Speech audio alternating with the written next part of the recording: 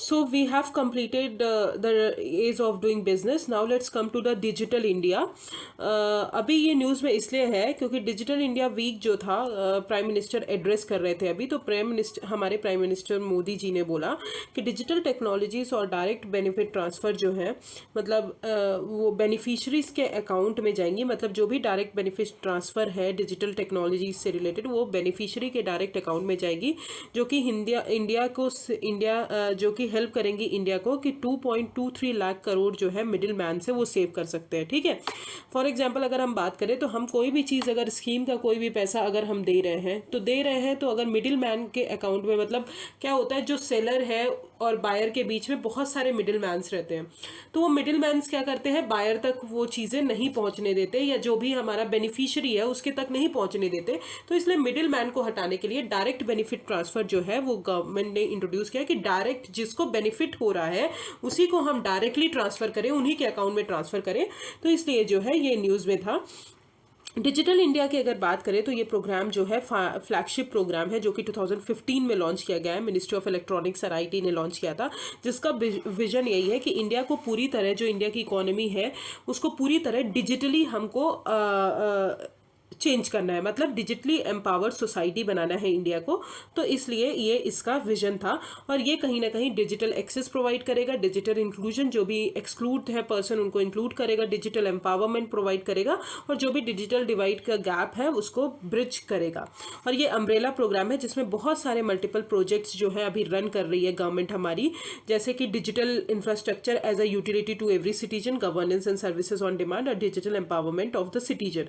अब digital initiatives जो है इस इवेंट के टाइम पे लॉन्च किए गए। पहला है डिजिटल इंडिया भाषिनी। ये जो है ये इजी एक्सेस प्रोवाइड करेगा इंटरनेट का और डिजिटल सर्विसेज का इंडियन लैंग्वेजेस में।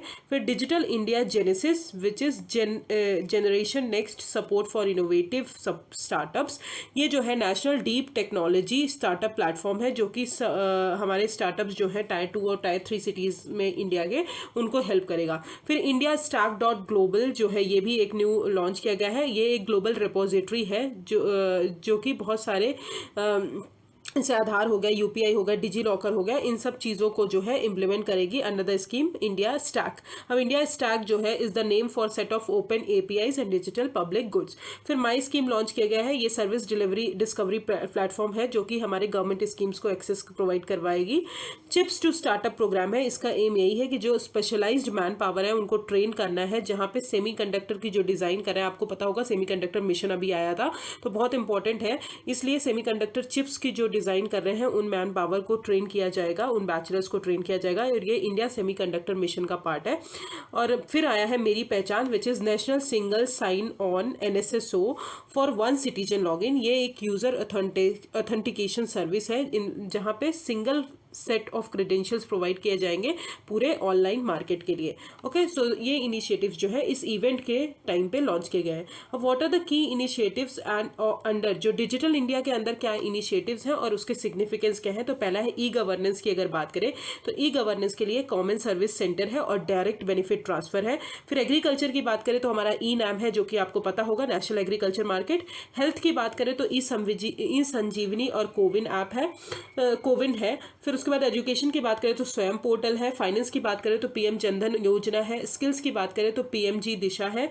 डिजिटल इंफ्रास्ट्रक्चर की बात करें तो सर्ट इन है। और इंटरनल सिक्योरिटी की बात करें तो crime and criminal tracking network and system है। तो डिजिटल इंडिया के अंदर जो है बहुत सारे मिशंस लॉन्च किए गए हैं, जो कि हर सेक्टर्स के लिए लॉन्च किए गए हैं। Okay, now let's come to what are the issues and challenges digital India के अंदर ही। अगर हम डिजिटल इंडिया लॉन्च करें तो उसके अंदर क्या इश्यूज है और व्हाट आर द क्या चैलेंजेस है, क्या प्रॉब्लम्स क्रिएट हो रही हैं, क्या प्रॉब्लम्स है जिसके कारण हमारा डिजिटल इंडिया पूरी तरह नहीं बढ़ पा रहा है। तो पहला है rural urban digital divide. Very important because rural areas में अगर हम अभी भी बात करें तो इलेक्ट्रिसिटी की कमी रहती है। ठीक है, पीपल अनअफोर्डेबल हैं, वो इलेक्ट्रिसिटी को अफोर्ड नहीं कर सकते। टोपोग्राफिकल चैलेंज रहता है क्योंकि इंटरनेट लाइन हम बहुत दूर तक बिछा नहीं सकते। हाई कॉस्ट ऑफ इंफ्रास्ट्रक्चर लगेगा वहाँ के। तो ये सब चीज़ें जो है रूरल और अर्बन डिजिटल डिवाइड जो है बहुत इंपॉर्टेंट एक फैक्टर है, बहुत इंपॉर्टेंट एक चैलेंज है जो कि हम फेस कर रहे हैं। फिर डिजिटल इलिटरेसी की बात करें तो बहुत सारे टाउन्स और विलेजेस में इंडिया के जो पीपल रहते हैं वो इलिटरेट हैं, वो डिजिटली इतने मतलब डिजिटली इतने लिटरेट नहीं है, उनको नहीं पता है कि कैसे हम डिजिटल डिवाइस यूज़ करते हैं, कैसे क्या कर सकते हैं। तो अकॉर्डिंग टू गवर्नमेंट डेटा अगर बात करें तो 20% ऑफ द इंडियंस जो हैं वो ही सिर्फ डिजिटल सर्विसेज यूज़ कर रहे हैं।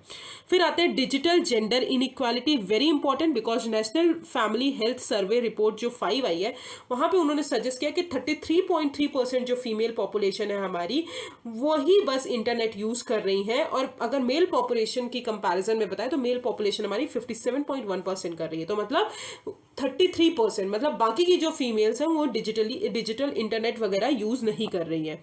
Slow and delayed infrastructure development, according to study अगर बात करें तो इंडिया का डिजिटल इंफ्रास्ट्रक्चर जो है वो इनएडुकेट है कि इन सब जो डिजिटल ट्रांजेक्शन हो रहे हैं इसको टैकल कर सके। फिर साइबर सिक्योरिटी का भी प्रॉब्लम है, because digital connectivity remotest village तक अगर हम प्रोवाइड कर रहे हैं, डिजिटलाइजेशन प्रोवाइड कर रहे हैं, तो वहाँ पे साइबर सिक्योरिटी पे उतना फोकस नहीं होता क्योंकि लोगों को नॉलेज नहीं होता हम कैसे चीज़ों को वो करें, तो ये भी एक प्रॉब्लम है। फिर डेटा प्रोटेक्शन एंड प्राइवेसी की बात करें तो इंडिया के पास कोई भी डेटा प्रोटेक्शन लॉ नहीं है अभी तक। Absent of net neutrality policy in India, तो protecting net neutrality is critical for success of digital India as any sort of prioritization, because net neutrality मतलब कोई भी फॉर एग्जांपल आप यूट्यूब यूज़ कर रहे हैं, फिर आप वहीं पर गूगल यूज़ कर रहे हैं, आप बहुत सारी चीज़ें हो रही हैं, तो इन सब चीज़ों में नेट न्यूट्रलिटी होना चाहिए। ये नहीं कि यूट्यूब के जो हमारा जो वीडियोज़ हैं मतलब कि आप वहाँ पे ज़्यादा अच्छे से चल रहे हैं, यहाँ पे कम अच्छे से चल रहे हैं, तो ये नेट न्यूट्रलिटी होनी चाहिए। फिर प्राइवेट पार्टिसिपेशन की बात करें तो प्राइवेट पार्टिसिपेशन जो है गवर्नमेंट डिजिटल प्रोजेक्ट्स में बहुत ही कम है, बहुत ही पुअर है because of long and complex regulatory process, तो ये भी हमारे यहाँ एक बहुत बड़ा चैलेंज है। अब वे फॉरवर्ड क्या होगा, ऑब्वियसली हमें अवेयरनेस प्रोग्राम लॉन्च करना चाहिए हमारे सिटीजन्स को एजुकेट करने के लिए, हमारे चिल्ड्रंस को एजुकेट करने के लिए। ओके, दूसरी चीज़ डिजिटल डिवाइड जो है उसको एड्रेस करना चाहिए, बहुत ज़्यादा ज़रूरी है। जैसे कि initiative national digital literacy mission आया था, उसके द्वारा हम चीज़ों को डिजिटल डिवाइड को हम एड्रेस कर सकते हैं। फिर प्राइवेट सेक्टर को एनकरेज करना चाहिए, ऑब्वियसली जो हमने चैलेंजेस में पढ़ा हमको वही जो है सॉल्यूशंस में भी देने हैं। ओके, फिर गवर्नमेंट को एक कॉम्प्रिहेंसिव लीगल फ्रेमवर्क लाना चाहिए कि जो ऑनलाइन स्पेस है उसको रेगुलेट करें, सेपरेट लॉज बनाए, डेटा प्राइवेसी जो लॉज हैं उनको लाएं, ठीक है, साइबर सिक्योरिटी लोगों के प्राइवेसी के डेटा को प्रोटेक्ट करें। फिर roll out of digital programmes जो हमारे स्किलिंग के लिए, रीस्किलिंग के लिए, अप स्किलिंग के लिए हमको डिजिटल प्रोग्राम्स भी लाने चाहिए। So this is the digital divide, I hope it is clear. Digital India,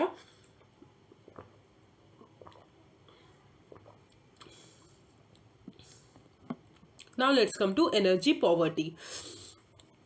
तो अभी ये न्यूज़ में क्यों है, क्योंकि G7 समिट हुआ था जर्मनी में, तो इंडियन प्राइम मिनिस्टर ने इशू हाईलाइट किया एनर्जी पॉवर्टी से रिलेटेड, और उन्होंने बोला कि हमको बहुत ज़रूरत है इक्वल एनर्जी एक्सेस की, कि हमारे जो ग्लोबल साउथ है और रिच ग्लोबल नॉर्थ है वो दोनों जो है इम्पवरिश्ड हो पाए।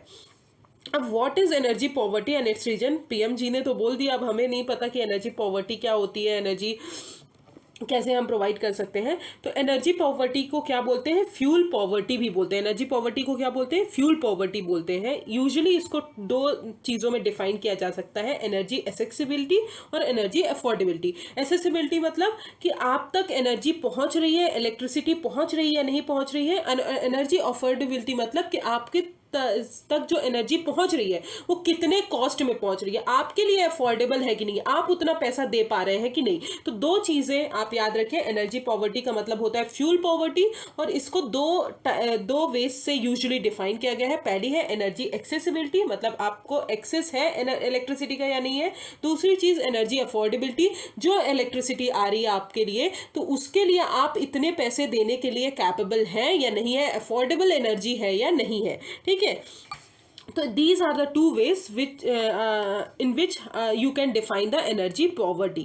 Okay, nearly अगर बात करें तो 3 बिलियन पीपल जो है एनर्जी पुअर पीपल है, लैटिन अमेरिका, एशिया और अफ्रीका में अगर बात करें, इन तीनों कॉन्टिनेंट बस में।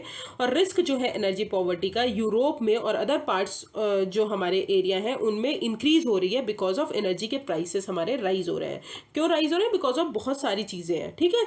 अब what are the other reasons for energy poverty, energy poverty के रीजंस क्या है हमको वो पढ़ने की ज़रूरत है। पहला चीज़ है नेचुरल रीजंस की बात करें। नेचुरल रीजंस की अगर बात करें तो नेचुरली अगर हम बात करें तो कितना रिसोर्सेज कहाँ पे प्रेजेंट है, तो अनइक्वल डिस्ट्रीब्यूशन है एनर्जी रिसोर्सेज का, जैसे कि कोल हो गए, फॉसिल फ्यूल्स हो गए। लोकेशन अगर बात करें तो हिली और आइलैंड नेशंस में, ठीक है। तो नेचुरल रीजन की अगर बात करें तो हमारे अनइक्वल डिस्ट्रीब्यूशन है नेचुरल रिसोर्सेज का। इकोनॉमिक रीजन की बात करें तो बहुत लो इनकम है, पॉवर्टी है कंट्रीज में, जिसके कारण जो हमारी इकोनॉमी है, जो हमारी लो इनकम इकोनॉमी है, लो इनकम कंट्रीज है, वो बहुत कम एनर्जी एक्सेसिबिलिटी कर पाती हैं, जैसे कि परसीव्ड इन्वेस्टमेंट रिस्क वगैरह भी होता है। फिर गवर्नमेंट रीजंस की बात करें तो गवर्नमेंट का पुअर प्लानिंग है पावर सेक्टर में, और इनएफिशिएंट यूटिलिटीज है leading to waste of energy. Energy का जो है वेस्टेज वो बहुत ज़्यादा होता है। एग्जाम्पल, बहुत ज़्यादा ट्रांसमिशन और डिस्ट्रीब्यूशन लॉसेस होते हैं हमारे एनर्जी सेक्टर में। टेक्नोलॉजिकल रीजंस की बात करें तो हमारे पास इतनी अच्छी टेक्नोलॉजी नहीं है जिसके कारण हम एनर्जी रिसोर्सेज को टैप कर सकें, स्पेशली जो रिन्यूएबल एनर्जी रिसोर्सेज है। For example solar energy is very available, मतलब इंडिया के लिए बहुत अच्छे से अवेलेबल है, बट उसको टैप करना तो हमारे पास उतनी अच्छी टेक्नोलॉजी नहीं है। Inefficient homes and equipments etcetera. फिर अदर रीजंस की बात करें तो एनर्जी के प्राइजेस राइज होने के कारण, एनर्जी के प्राइसेस क्यों राइज हो रहे हैं, because of political, because Russia Ukraine war हुआ, जियो पॉलिटिकल इशूज है। फिर रिसेशनरी इम्पैक्ट जो है कुछ कुछ इकोनॉमीज में, जैसे कि एग्जांपल श्रीलंका। तो ये जो है ये मेन रीजंस है फॉर एनर्जी पॉवर्टी, इनके कारण जो है हमारी एनर्जी पॉवर्टी बढ़ रही है। अब व्हाट आर द इम्पैक्ट, अब इम्पैक्ट क्या है एनर्जी पॉवर्टी के, तो पहला इकोनॉमिक इम्पैक्ट की बात करें तो obviously standard of living reduce होगा, प्रोडक्टिविटी है जो पीपल की है वो कम होगी, because of access to electricity नहीं रहेगा, जिसके कारण हमारे फिर से पीपल जो है विशियस पॉवर्टी साइकिल में आ जाएंगे। अगर एग्जाम्पल की बात करें तो Africa nearly 30% of the population जहां पे उनको इलेक्ट्रिसिटी नहीं मिलती है। हेल्थ इंपैक्ट की बात करें तो obviously energy poverty negative impact करेगा on years of life, because ये इन्फेंट मोर्टेलिटी रेट IMR जो है इंक्रीज करेगा। क्यों इंक्रीज करेगा, बिकॉज इंडोर पॉल्यूशन इंक्रीज होगा, क्लीन वाटर नहीं अवेलेबल होगा, तो ये भी एक इंपॉर्टेंट फैक्टर है। एनवायरमेंटल इम्पैक्ट की बात करें तो एनर्जी पॉवर्टी जो है बैरियर है कि हम एनर्जी यूज जो है वो मतलब जो इंट्रोड्यूस कर रहे हैं मेजर्स रिड्यूस करने के लिए एनर्जी यूज को, वो नहीं हो पाएगा। और कार्बन एमिशन जो है अफोर्डेबिलिटी कंसर्न्स के साथ बहुत ज़्यादा आएंगे।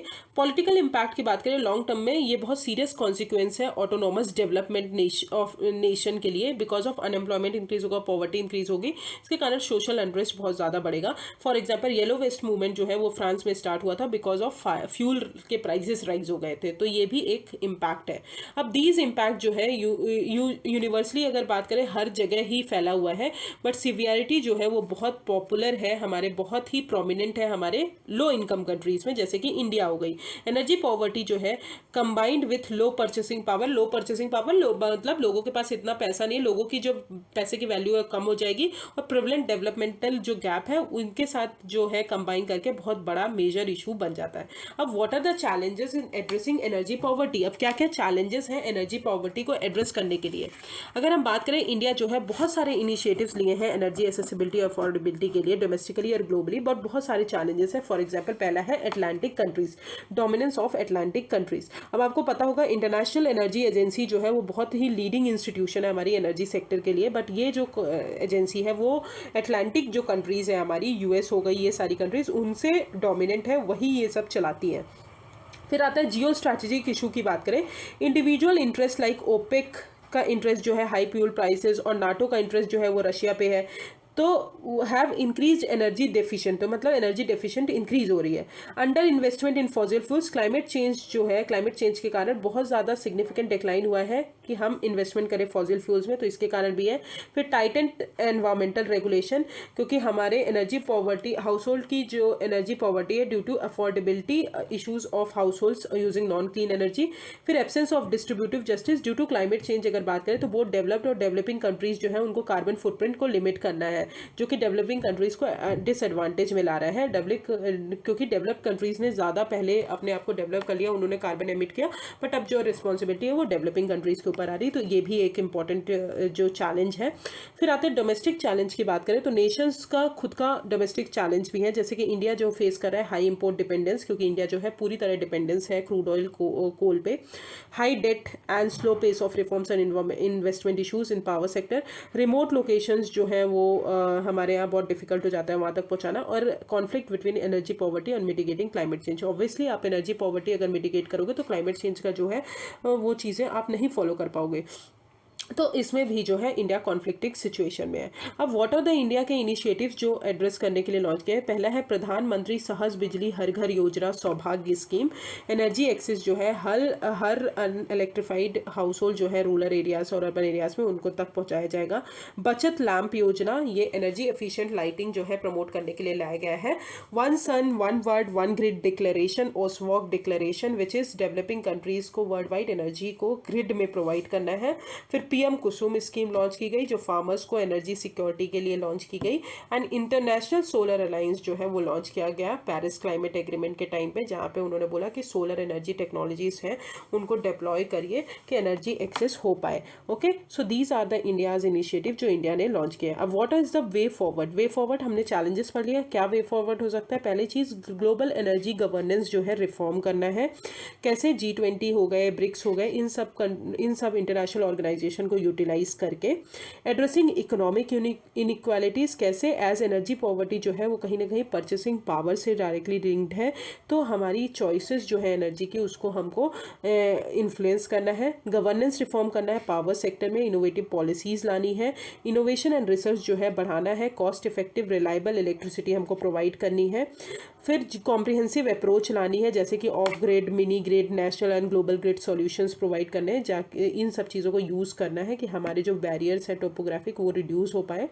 वल्नरेबल सेक्शन को प्रोटेक्ट करना है in society against price rise. और अवेयरनेस और सोशल पार्टनरशिप जो है ऑन ग्रीन फ्यूल्स जो है उसको इंक्रीज करना है। तो these are the way forward for the energy poverty. Okay, I hope it is clear. Wait a second.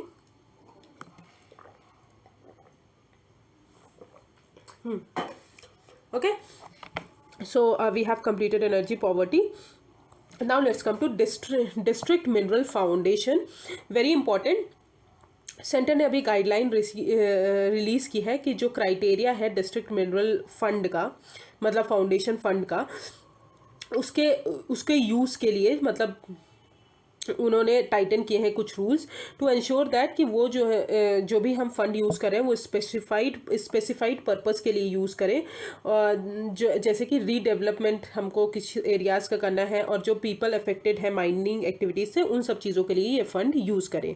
अब की गाइडलाइंस की अगर बात करें तो डिस्ट्रिक्ट मिनरल फाउंडेशन जो है उनको एक पावर दी गई है कि वो प्रिपेयर करेंगे 5 ईयर पर्सपेक्टिव प्लान की सिस्टमैटिक जो डेवलपमेंट है उस एरिया का हो, जो भी माइनिंग एरियाज हैं, जो अगर माइनिंग एरियाज से माइनिंग एक्टिविटीज़ से अफेक्टेड है तो उन एरियाज़ का डेवलपमेंट सिस्टमैटिक हो इसी फंड को यूज़ करके। ठीक है, इसी फंड को यूज़ करके फिर डिस्ट्रिक्ट मिनरल फाउंडेशन जो है वो कंडक्ट करेंगे एक बेसलाइन सर्वे यूनिवर्सिटीज़ के थ्रू, ऑर्गेनाइजेशन के थ्रू, और पर्सपेक्टिव प्लान बनाएंगे। ग्राम सभा और लोकल बॉडीज़ जो है उनको भी एड दिया जाएगा प्रिपरेशन में। और based on finding and gaps district mineral foundation जो है वो एक स्ट्रैटेजी प्रिपेयर करेगी जो कि 5 ईयर स्ट्रैटेजी होगी और सेम जो है पर्सपेक्टिव प्लान में भी इंक्लूड किया जाएगा। तो this is the key guidelines जो हमारी दी गई है, अभी सेंटर ने दी है।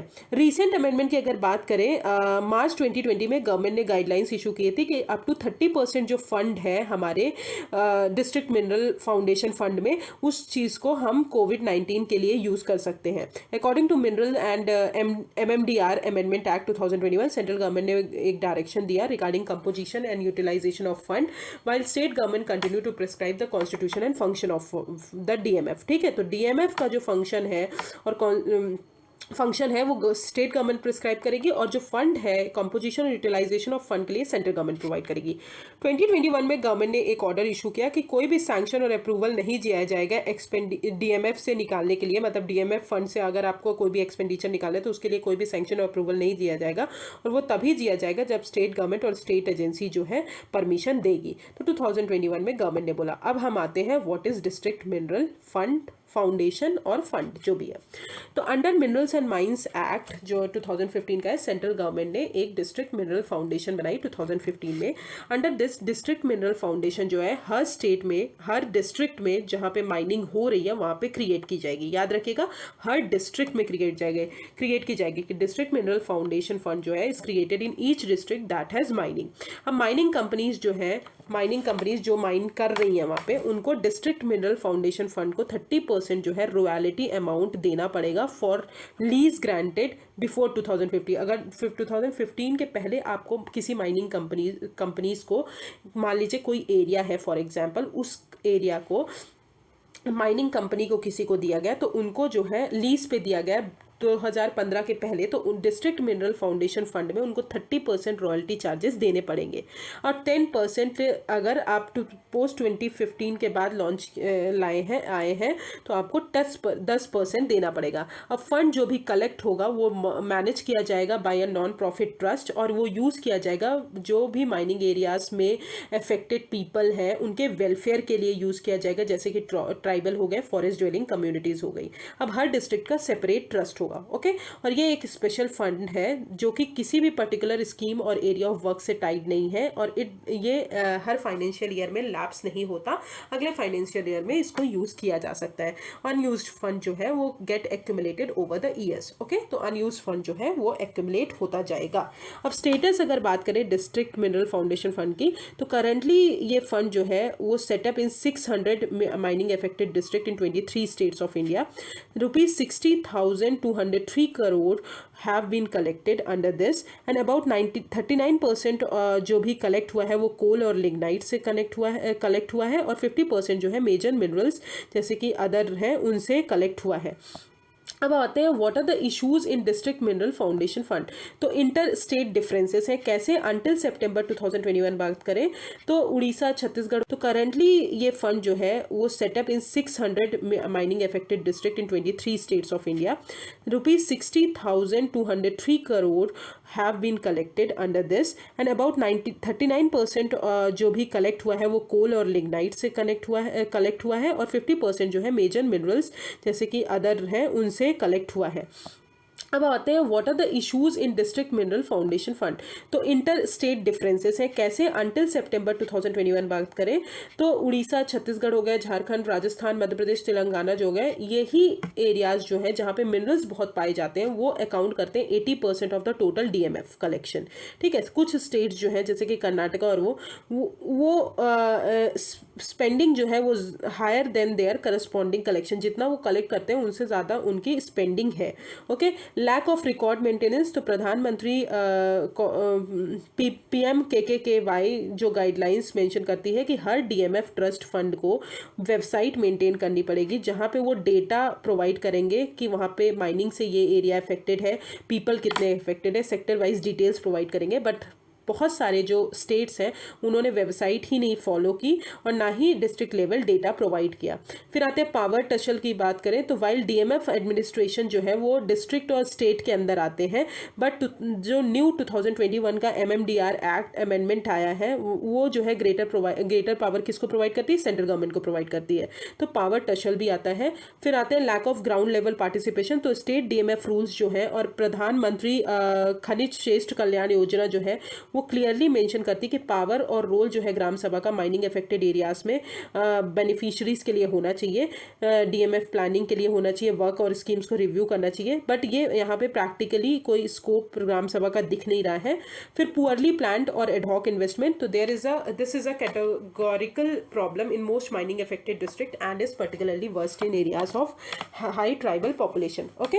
सो दीज आर द इशूज जो हमारे DMF फेस कर रहा है। अब हम आते हैं minerals and mines amendment act 2015 का, उसके बाद हम उसके सॉल्यूशंस पढ़ेंगे। तो अगर अमेंडमेंट एक्ट का बताएं तो ये minerals and mines and minerals act 1957 को अमेंड किया और उन्होंने माइनिंग सेक्टर को रेगुलेट किया इंडिया के, और उन्होंने बोला कि माइनिंग जो ऑपरेशन मतलब हम अगर किसी एरिया में माइनिंग ऑपरेशन करना है तो उसके लिए हम कैसे ग्रांट दे सकते हैं, लीज पे दे सकते हैं माइनिंग एरिया, ये भी प्रोवाइड किए हैं इसी एक्ट के अंदर। डिस्ट्रिक्ट मिनरल फाउंडेशन प्रोवाइड किया गया है जो कि स्टेट गवर्नमेंट बनाएगी, and a national mineral exploration trust भी बनाया गया है जो कि सेंट्रल गवर्नमेंट बनाएगी। ये new category of mining licence भी क्रिएट किए हैं, that is prospecting licence cum mining lease, जो कि 2 स्टेज कंसेशन है for the purpose of undertaking prospecting operation followed by mining operation. अब आते हैं प्रधानमंत्री खनिज क्षेत्र कल्याण योजना में। ये जो स्कीम है ये वेलफेयर, जो हमारे माइनिंग एरियाज में जो पीपल रहते हैं अगर उसके कारण वो इफेक्ट होते हैं तो उनके वेलफेयर के लिए लॉन्च किया गया है। और ये फंड जो है मतलब ये जो पैसा यूज़ करेंगे वो डीएमएफ से ही यूज़ करेंगे। अब ये स्कीम इंश्योर करती है कि जो भी एडवर्स इफेक्ट है माइनिंग के वो हमारे मिटिगेट हो, हेल्थ इश्यूज़ ना हो माइनिंग डिस्ट्रिक्ट एरियाज़ में। फिर as per the scheme high priority areas like drinking water, health care, sanitation, education, उसको जो है एटलीस्ट 60% जो फंड है इनके लिए जाएगा। और ये लॉन्च किसने किया है? मिनिस्ट्री ऑफ माइंस ने लॉन्च किया है। तो वेरी इंपॉर्टेंट पॉइंट, किसने लॉन्च किया है? मिनिस्ट्री ऑफ माइंस ने। Okay, now let's come two way forward. तो वे फॉरवर्ड की अगर बात करें तो सबसे पहले आइडेंटिफाई करना है और नोटिफिकेशन जो है डीएमएफ बेनिफिशियरी को हमको सबसे पहले हमको ये दोनों चीज़ें देखनी है, क्योंकि बेनिफिशियरी जो है वो हमारे प्राइमरी ऑब्जेक्ट हैं इस ट्रस्ट के। पीपल को इंक्लूड करना है, जो भी माइनिंग अफेक्टेड एरियाज़ के पीपल हैं उनको इंक्लूड करना है डीएमएफ बॉडी में, क्योंकि मोर इफेक्टिव पॉलिसी बन पाएगी, मोर इफेक्टिवली हम लोग इन्वॉल्व हो पाएंगे। DMF planning and optimising investment जो है बाय डेवलपिंग शॉर्ट टर्म और medium term plans, very important. Transparency and public accountability बहुत ज़रूरी है। और इंश्योर करना है decentralisation by promoting community participation, जैसे कि हमको ग्राम सभा को लेना पड़ेगा। ग्राम सभा जो है हमारी कुछ पावर उनके पास रहे बट परफॉर्म नहीं करे तो उनको परफॉर्म करना पड़ेगा। Okay, so this is the district mineral foundation. Now let's come to revamp distribution sector scheme for discoms. ठीक है, तो मिनिस्ट्री ऑफ पावर ने रिसेंटली, अभी ये न्यूज़ में इसलिए है कि मिनिस्ट्री ऑफ पावर ने ये आरडीएसएस जो स्कीम है अभी करेंटली में लॉन्च की है, तो which is revamped distribution sector scheme for discoms. अब ये स्कीम क्या है? एक्चुअली ये स्कीम जो है इसका एम क्या है? To improve the operational efficiencies and financial sustainability of all discoms power department excluding private sector discoms. अब आपको पता होगा पावर सेक्टर जो डिस्कम्स है हमारे, पब्लिक सेक्टर डिस्कम्स जो है हमारे, वो बहुत ज़्यादा एटीएनसी लॉसेस फेस कर रहे हैं। मतलब वहाँ पे जो है उनको ज़्यादा पैसा नहीं मिल रहा है, बहुत ज़्यादा इलेक्ट्रिसिटी, मतलब बहुत ज़्यादा लॉसेस फेस कर रहे हैं। तो इसलिए उनकी ऑपरेशनल एफिशिएंसीज और उनकी फाइनेंशियल सस्टेनेबिलिटी, मतलब उनके तक पैसा पूरा रहे, और एफिशिएंसी मतलब वो बहुत अच्छे से परफॉर्म कर पाए, तो सारे डिस्कम्स जो है उनके लिए ये लॉन्च किया गया है, बट एक्सक्लूडिंग प्राइवेट सेक्टर। याद रखिएगा, प्राइवेट सेक्टर डिस्कम्स जो है इस स्कीम के अंदर नहीं कवर्ड है। वेरी इंपॉर्टेंट पॉइंट, क्या नहीं कवर्ड है? प्राइवेट सेक्टर डिस्कम्स जो है इसके अंदर नहीं कवर्ड है। अब ये रिजल्ट लिंक्ड फाइनेंशियल असिस्टेंस, मतलब आपने कितना, एक डिस्कम को एक चीज़ दे दिया कि आपने कितना इलेक्ट्रिसिटी प्रोवाइड किया, कितना फाइनेंशियल सस्टेनेबिलिटी आपकी, तो उस रिजल्ट पे बेस्ड होके आपको एक फाइनेंशियल असिस्टेंस प्रोवाइड किया जाएगा डिस्कम्स को, कि वो अपना इंफ्रास्ट्रक्चर बढ़ा सके। और प्री क्वालिफाइंग क्राइटेरिया, मतलब जैसे ही वो क्राइटेरिया मीट कर लेंगे और कुछ मिनिमम बेंचमार्क उनको प्रोवाइड किया गया है कि इतना आप अचीव कर लेंगे, तब आपको फाइनेंशियल असिस्टेंस प्रोवाइड किया जाएगा। अब इसके ऑब्जेक्टिव्स क्या है? Obviously aggregate technical and commercial losses जो है पैन इंडिया लेवल्स में, उसको 12 to 15% कम करना है बाय 2024-25। रिड्यूस करना है average cost of supply and average revenue realised gap to 0 by 24-25। Develop करना है institutional capabilities for modern discoms, और इंप्रूव करना है हमारी क्वालिटी, रिलायबिलिटी, अफोर्डेबिलिटी जो है पावर सप्लाई की कंज्यूमर्स के लिए फाइनेंशियली सस्टेनेबल मैनर में। ओके, तो these are the objectives of this. अब एग्जिस्टिंग बहुत सारी स्कीम्स जो है इसके अंदर सब्ज्यूम की गई है, जैसे कि IPDS है, integrated power development scheme, Deendayal Upadhyaya Gram Jyoti Yojana, along with prime minister development program. तो ये सारी जो है स्कीम्स इसके अंदर मतलब सब्ज्यूम की गई हैं। ओके, नाउ फिर अगर बात करें तो रूरल इलेक्ट्रिफिकेशन कॉरपोरेशन और पावर फाइनेंस कॉरपोरेशन जो है ये एक नोडल एजेंसी है। तो वेरी इंपॉर्टेंट पॉइंट, इस स्कीम के अंदर कौन नोडल एजेंसी है? Rural electrification corporation and power finance corporation जो है ये नोडल एजेंसी है।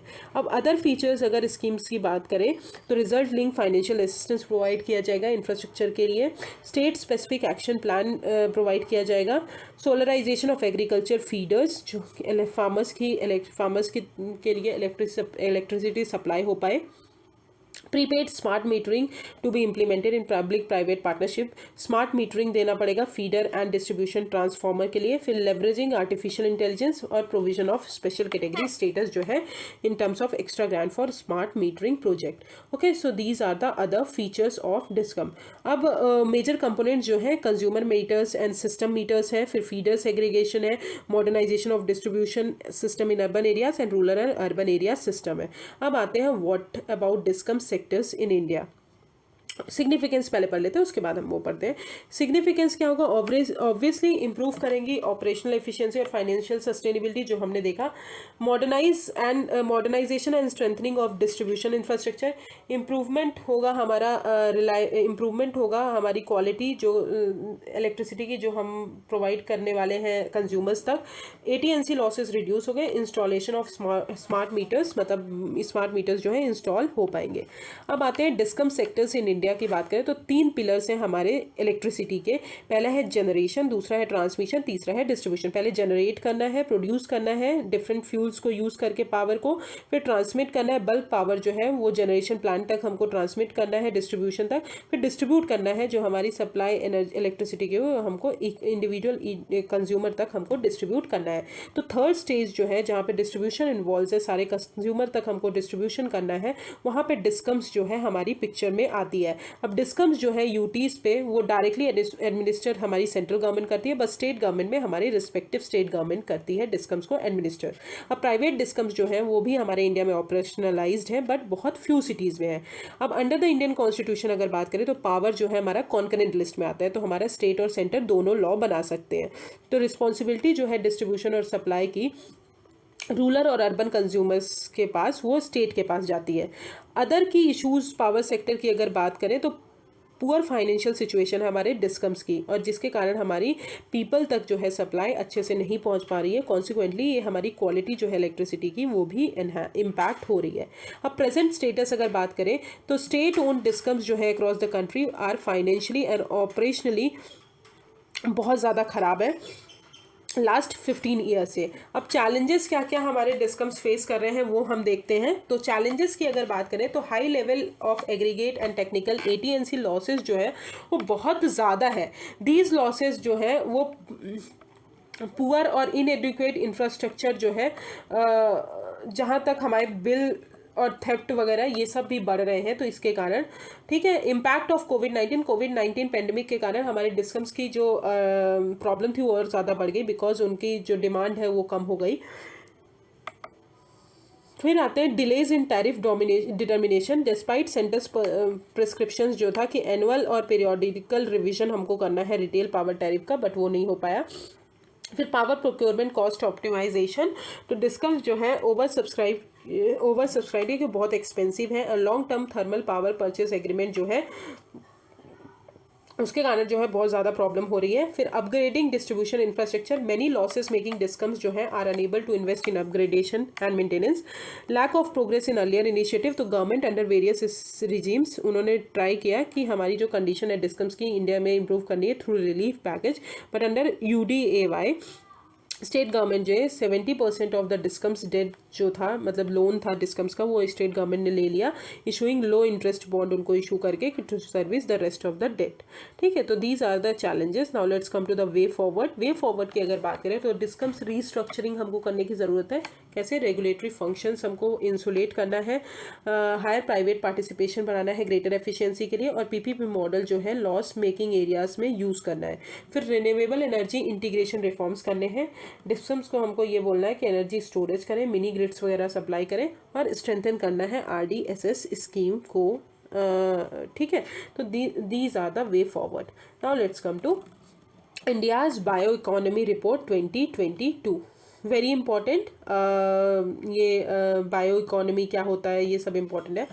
तो अभी ये न्यूज़ में इसलिए है कि biotechnology industry research assistance council जो है अभी उन्होंने India's bio economy report release की है 2022 की। अब बिरैक जो है वो क्या है, सबसे पहले हम वो देखते हैं। ये एक non for profit public sector enterprise है। डिपार्टमेंट ऑफ बायोटेक्नोलॉजी ने सेटअप किया है। ये एक्ट करेगी as a interface agency to strengthen and empower the biotech enterprise. Okay, अब मोर अबाउट न्यूज़ में अगर देखें तो special biotech ignition grant call for north east region under BIRAC जो है वो लॉन्च किया गया है, और उसमें फाइनेंशियल सपोर्ट जो है 50 लाख का प्रोवाइड किया जाएगा हर 25 स्टार्टअप्स को और एंटरप्रेन्योर्स जो नॉर्थ ईस्ट रीजन के हैं उनको, कि आप बायो टेक्नोलॉजी सॉल्यूशंस को अनाउंस करिए। What is bioeconomics? According to United Nation FAO की अगर बात करें तो बायो इकोनॉमी मतलब होता है, let's read the definition first. Bio economy is the production, utilisation, conservation, regeneration of biological resources, मतलब हमको प्रोड्यूस करना है और उसको यूटिलाइज करना है, उसको फिर हमको फ्यूचर जनरेशन के लिए कंजर्व करना है और उसको भी रिसाइकल करके रीजनरेट करना है जो हमारे बायोलॉजिकल रिसोर्सेज है, इंक्लूडिंग हमारे जैसे कि नॉलेज हो गई, हमारे साइंस एंड टेक हो गया, इनोवेशन हो गया, कि हमारा सस्टेनेबल सॉल्यूशंस जो है हम प्रोवाइड कर सके हर सेक्टर्स में और हमारी इकोनॉमी जो है वो ट्रांसफॉर्म हो सके सस्टेनेबल इकोनॉमी में। अब कुछ मेजर एरियाज है बायो इकोनॉमी के, जैसे कि फूड सिस्टम जो है बहुत लार्ज नीच ऑक्यूपाई करता है बायो इकोनॉमी में, जो कि हमारे सस्टेनेबल एग्रीकल्चर के लिए बहुत इंपॉर्टेंट है। फिर बायो बेस्ड प्रोडक्ट हो गए, जैसे बायो प्लास्टिक हो गया, बायोडिग्रेडेबल क्लोथिंग हो गई, फिर बायो एनर्जी हो गई जो कि हमारी एनर्जी सिक्योरिटी को इम्प्रूव करेगी। ठीक है, तो ये हो गया हमारा बायो इकोनॉमी। जैसे कि आप देख सकते हैं नेचर हमारा क्या प्रोवाइड करता है। ठीक है, फिर हम कैसे अनलॉक पोटेंशियल करते हैं, SDG गोल कैसे वो कर सकते हैं। तो these are the bio resources जिनको हम यूज़ करके हमारे सस्टेनेबल बायो इकोनॉमी बना सकते हैं। और what are the status of India's bio economy? तो बायो इकोनॉमी मार्केट की बात करें तो नियरली 2.6% शेयर जो है इंडिया के GDP में है, 2021 में था। Registered 14% growth over 2020। Sectoral distribution की बात करें तो बायो फार्मा जो है उसका लार्जेस्ट शेयर है हमारे बायो इकोनॉमी में। इनोवेशन की बात करें तो एटलीस्ट 3 बायोटेक स्टार्टअप्स जो हैं वो इनकॉर्पोरेट हुए हैं हर दिन 2021 से। फॉरेन डायरेक्ट इन्वेस्टमेंट जो है वो $830 मिलियन 2021 में टच किया है। Okay, so this is the bio economy, status of bio economy. What are the challenges associated with that? तो पहला है food versus fuel. As bio economy जो है लार्ज स्केल में हमको इम्प्लीमेंट करना है, वो कहीं ना कहीं कॉम्पिटिशन क्रिएट करेगा लिमिटेड एग्रीकल्चर और वाटर रिसोर्सेज में। ठीक है, लिमिटेड एग्रीकल्चरल लैंड, कितना हमारे पास लैंड है और कितना हमारे पास वाटर रिसोर्सेज है। हाई कॉस्ट की बात करें तो बायो इकोनॉमी के लिए बहुत ज़्यादा इन्वेस्टमेंट की ज़रूरत है, जिसके लिए हमको बहुत ज़्यादा पैसा चाहिए। फिर कार्बन डाइऑक्साइड एमिशन की अगर बात करें, शिफ्ट टुवर्ड्स बायो इकोनॉमी कहीं ना कहीं ज़्यादा कार्बन एमिशंस कर सकता है, बिकॉज हम डायरेक्ट लैंड यूज़ पैटर्न जो है वो ज़्यादा करेंगे। फिर आते हैं रेगुलेटरी अथॉरिटी की बात करें तो बायोटेक्नोलॉजी रेगुलेटरी अथॉरिटी इंडिया का जो बिल है वो हमको बोलता है कि रेगुलेटरी बॉडी क्रिएट करिए बायोटेक्नोलॉजी प्रोडक्ट्स को यूज़ करने के लिए, इंक्लूडिंग जेनेटिकली मॉडिफाइड ऑर्गेनिज्म के लिए। बट अभी तक ये फिर भी पेंडिंग है, अभी तक हमने क्रिएट नहीं किया है। फिर इंटेलेक्चुअल प्रॉपर्टी राइट रिजीम की बात करें तो 2 मेन एरियाज हैं of contention for industry in India's approach to intellectual property. पहला है हमारा ट्रिप्स एग्रीमेंट का, जहाँ पे हाई स्टैंडर्ड ऑफ पेटेंटेबिलिटी जो कि हमारे ट्रिप्स ने मैंडेट की है। दूसरा है कंपलसरी लाइसेंस की, जहाँ पे गवर्नमेंट के पास पावर है कि वो पेटेंट को सस्पेंड कर सकते हैं, तो ये भी एक इशू है। फिर लैक ऑफ मार्केटाइजेशन, तो most of the early research funding जो है ऑफन प्रोवाइडेड बाय यूनिवर्सिटीज और the government runs out before the market phase. Okay, so these are the challenges. Now let's come to what are the government's initiative to promote bioeconomy। तो government के initiative से अगर बात करें तो national mission on bio economics जो है वो लॉन्च किया गया है। फिर ministry of science and technology ने लॉन्च किया है। फिर नेशनल मिशन ऑन बायोफ्यूल्स 2009 में ministry of new and renewable energy ने लॉन्च किया है। फिर प्रोडक्शन लिंक्स इंसेंटिव स्कीम आई है जो कि बायो फार्मा सेक्टर्स के लिए है। फिर national biotechnology development strategy I 2015-2020 की। फिर promotion of biotechnology in north east region of India 2009-10 में लाया, DBT ले आए थे नॉर्थ ईस्टर्न रीजन में बायोटेक्नोलॉजी को बढ़ाने के लिए। तो these are the government initiative जो गवर्नमेंट ने लॉन्च किया है। अब what is the way forward for this? तो ऑब्वियसली जो चैलेंजेस पड़े हमें उसी को वो करना है। तो पहली चीज़ है कि अप्रोप्रिएट बायो इकोनॉमिक स्ट्रैटेजी के लिए हमको लोकल गवर्नमेंट को इन्वॉल्व करना बहुत ज़्यादा ज़रूरी है। लोकल गवर्नमेंट हो गए, स्टेट गवर्नमेंट हो गई, नेशनल गवर्नमेंट हो गई, इन सबको इन्वॉल्व करना बहुत ज़रूरी है।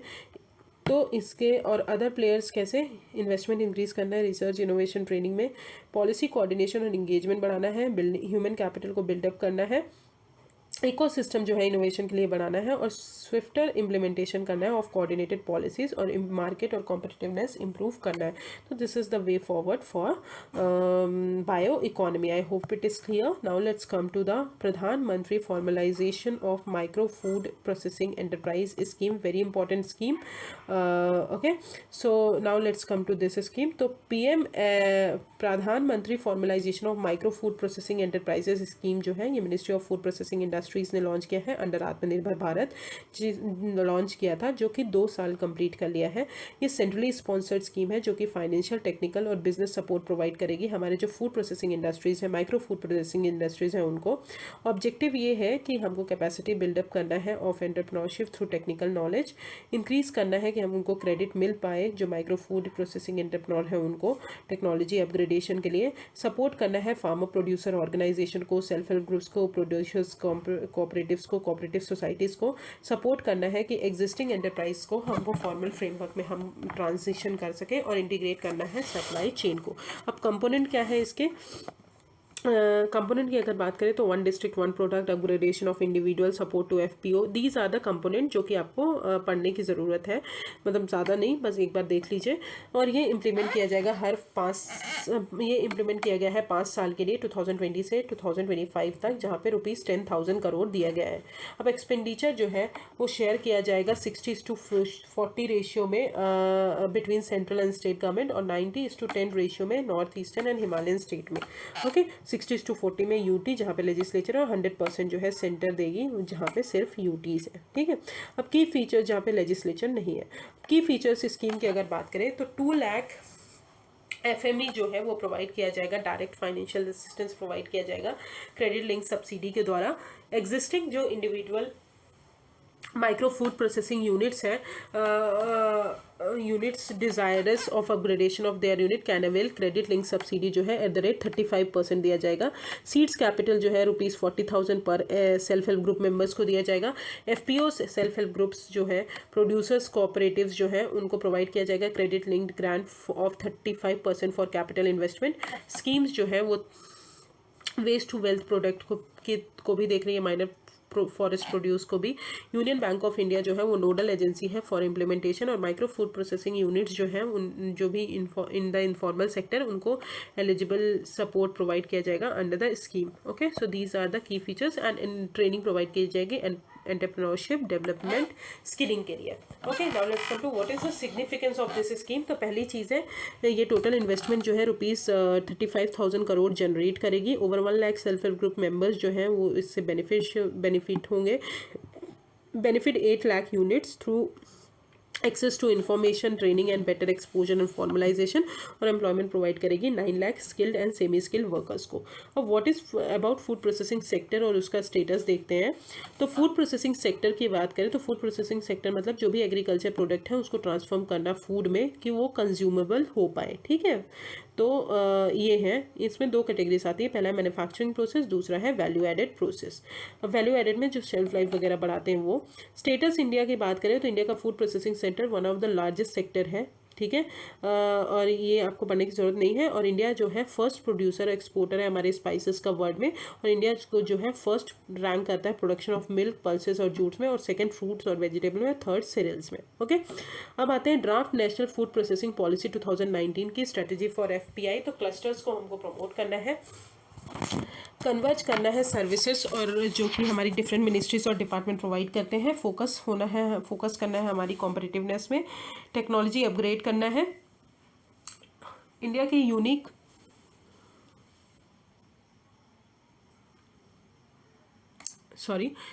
यूनिक सेलिंग प्रोपोजिशन को प्रमोट करना है, स्ट्रेंथन करना है अनऑर्गेनाइज फूड प्रोसेसिंग यूनिट को, इंक्रीज करना है access to institutional credit at affordable cost. और what is the significance of the sector. Farmers की इनकम इंक्रीज करेगी क्योंकि बेटर यूटिलाइजेशन होगा.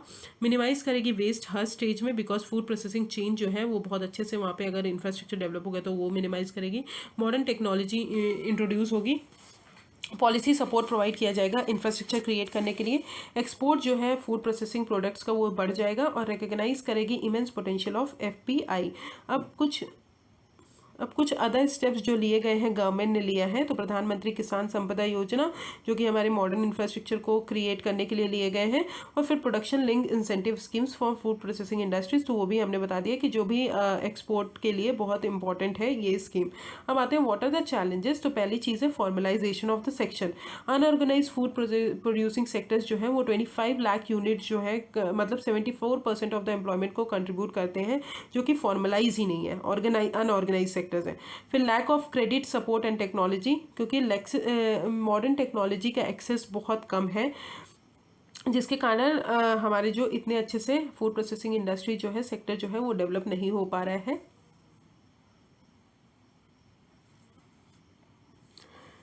फिर है infrastructure inadequacies, lack of efficient supply chain infrastructure and inadequate cold chain capacity have been identified as a main reason for higher wastage. Bureaucratic hurdles की बात करें तो प्रेजेंटली बहुत सारे क्लियरेंसेस चाहिए रहते हैं हमको, लैंड यूज पैटर्न के लिए अलग क्लियरेंस, एनवायरमेंट क्लियरेंस अलग, तो इसके कारण भी बहुत सारे हर्डल्स हैं। डिमांड सप्लाई मिसमैच है, इनएडिक्वेट linkages of processors, exporters and bulk purchasers with farmers result in mismatch between requirement of industry and supply of agriculture produced by the farmers। Competition भी बहुत ज़्यादा है ग्लोबल लीडर्स के कारण, तो ये हो गया हमारा चैलेंजेस। अब ऑब्वियसली वे फॉरवर्ड क्या है,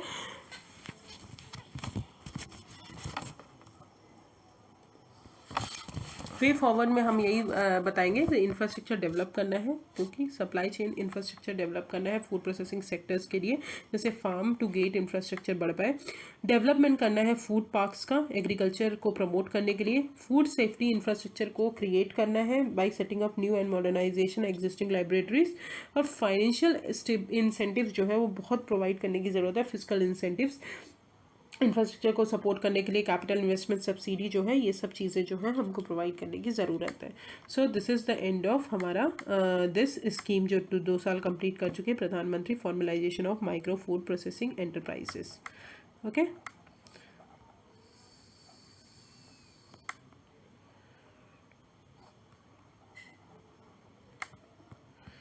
सो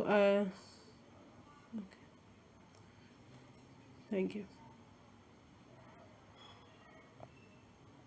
Now let's come to the draft coffee promotion and development bill, that is 2022 अभी ये आया है। तो मिनिस्ट्री ऑफ कॉमर्स और इंडस्ट्री ने अभी प्लान किया है कि वो जो कॉफ़ी एक्ट था 1942 का उसको रिप्लेस करेंगे, उसको हटाएंगे न्यू कॉफ़ी बिल से, जो कि वो बिल लाए हैं अभी मॉनसून सेशन जो था पार्लियामेंट में उसमें रखा गया था। तो कॉफ़ी एक्ट 1942 के बारे में अगर बात करें तो ये वर्ल्ड वॉर 2 के टाइम पे इंट्रोड्यूस किया गया था, कि 1942 आप जानते हैं वर्ल्ड वॉर 2 तब चल रहा था, कि जो भी इंडियन कॉफ़ी इंडस्ट्री थी वो बहुत ज़्यादा सेटबैक फेस कर रही थी, बहुत ज़्यादा स्ट्रगल कर रही थी, क्योंकि इकोनॉमिक डाउनटर्न चल रहा था बिकॉज ऑफ द वॉर, क्योंकि बहुत सारी चीज़ें महंगी हो गई थी, बहुत सारी चीज़ें एक्सप्लॉइट हो रही थी, तो इसलिए कॉफ़ी इंडस्ट्री भी इंडिया की स्ट्रगल कर रही थी। इसी एक्ट के द्वारा फिर कॉफ़ी बोर्ड इस्टेब्लिश किया गया, जो कि मिनिस्ट्री ऑफ कॉमर्स और इंडस्ट्री के अंदर आता था। ओके तो कॉफ़ी बोर्ड है क्या, कॉफ़ी बोर्ड ऑफ इंडिया जो है हेडक्वार्टर इसका बेंगलुरु में है, इसमें 33 मेंबर्स होते हैं इंक्लूडिंग चेयरमैन। एक्टिविटीज़ वही है, ऑब्वियसली कॉफ़ी के लिए बना है तो उसके प्रोडक्शन को देखेगा, उसकी प्रोडक्टिविटी को, क्वालिटी कैसी है, एक्सपोर्ट को प्रमोट करेंगे और डेवलपमेंट करेंगे हमारे डोमेस्टिक मार्केट का, कि जो भी कॉफ़ी प्रोडक्शन है वो हमारे डोमेस्टिक मार्केट में ही हो। बिफोर इंडिया लिबरलाइज, इंडिया जो है 1991 के बाद लिबरलाइज हुआ, आपको पता होगा LPG रिफॉर्म्स हुए थे 1991 के बाद। तो कॉफ़ी बोर्ड जो है वो पूरी तरह मतलब पहले क्या था कि इंडिया का लिबरलाइज्ड होने से पहले कॉफ़ी बोर्ड जो था वो पूरी तरह मार्केट को हमारी पूरी इंडिया और अब्रॉड की अगर बात करें तो पूरी जगह कॉफ़ी बोर्ड जो है हमारा मार्केटिंग कंट्रोल करता था। But coffee act introduced a pooling system, coffee act ने एक पूलिंग सिस्टम इंट्रोड्यूस किया जहाँ पे हर प्लांटर को डिस्ट्रीब्यूट किया जाता था entire crop to surplus pool managed by the board. जितना भी सरप्लस पूल होता था, कॉफ़ी जितना भी ज़्यादा होती थी वो हमारा कौन मैनेज करता था, कॉफ़ी बोर्ड मैनेज करता था। बोर्ड फिर उसके बाद क्या करता था, 70% ऑफ द टोटल जो वो लेता था, जो भी उसके पास कॉफ़ी आता था वो एक्सपोर्ट करता था, और 30% जो है वो डोमेस्टिक मार्केट में प्रोवाइड करते थे थ्रू अ पूल फंड, और पूल फंड क्रिएट किया गया। लेटर अगर बात करें तो बोर्ड्स की अथॉरिटी जो है वो धीरे धीरे रिड्यूस कर गई क्योंकि अमेंडमेंट्स हुए और कॉफ़ी मार्केट जो है डीरेगुलेट हुआ। पहले पूरी अथॉरिटी बोर्ड के पास थी, फिर डीरेगुलेट हो गया। 1996 में पूलिंग सिस्टम जो था, जो कॉफ़ी बोर्ड पूल करती थी कॉफ़ी पूरा, तो वो सिस्टम एबॉलिश किया गया, मतलब हटाया गया, एंड ग्रोअर्स को अलाउ किया गया कि वो डायरेक्टली जो है अपने प्रोसेसिंग फर्म्स को सेल कर सकते हैं कॉफ़ी, ठीक है, डायरेक्टली जो है जहाँ पे ये प्रोसेस होती है कॉफ़ी वहाँ तक पहुँचा सकते हैं। दो द कॉफ़ी बोर्ड्स जो एडवाइजरी रोल प्ले कर रही है इस समय, बट एक्सपोर्टर्स जो है, जो भी एक्सपोर्टर्स हैं, उनके लिए अभी भी सर्टिफिकेट जो है वो कौन देता है, कॉफ़ी बोर्ड ही प्रोवाइड करती है। तो दिस इज़ पहले क्या था, कॉफ़ी बोर्ड का बहुत ज़्यादा, कॉफ़ी बोर्ड को मोनोपोली दी गई थी, बहुत ज़्यादा उनको पावर दी गई थी। उन्होंने जो कॉफ़ी एक्ट था वो पूलिंग सिस्टम में इंट्रोड्यूस किया, फिर वो पूरा कंट्रोल करते थे। 70% जो है वो हमारा एक्सपोर्ट होता था, 30% कॉफ़ी जो है हमारे यहाँ पे डोमेस्टिक मार्केट में वो करती थी। फिर क्या हुआ, बोर्ड की अथॉरिटी धीरे रिड्यूस कर गई। 1996 में पूलिंग सिस्टम एबॉलिश किया गया और ग्रोवर्स जो थे वो डायरेक्टली प्रोसेसिंग फर्म्स को सेल कर सकते थे।